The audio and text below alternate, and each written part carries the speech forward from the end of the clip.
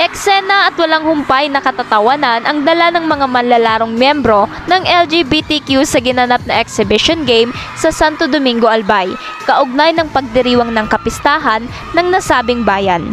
Bidang-bida at kwela ang mga manlalaro ng dalawang kuponan na Lady Dragon at Star Magic. Mistulang pageant ang basketball game na sa simula pa lamang kanya-kanyang rampa na ang mga players habang ipinapakilala. Nakapag-makeup, suot ang heels, wigs, dress habang naglalaro. Ayon sa 20 anyos na si Angeline Barricas ng San Andres, Santo Domingo, kahit gabi na ay talagang pinilit niyang manood. Sumakit rin daw ang kanyang panga sa kakatawa.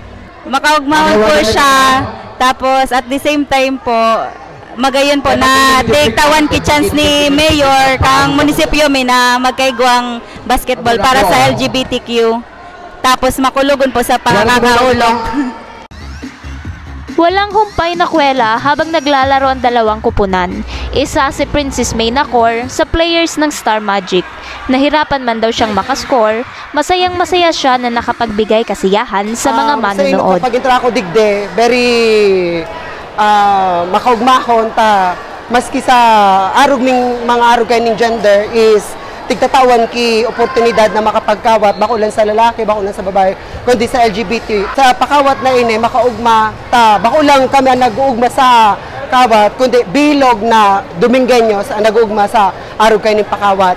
Buda bakulang sa sa mga magurang ka mga LGBT nagsusuporta man sa indang mga ake.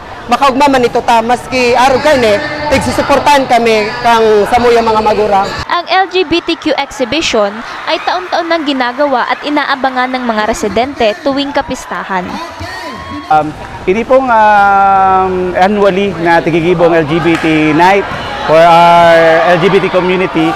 Nagiging annual na po ini dahil po advocacy po ni Mayor and as in sa yung LGU.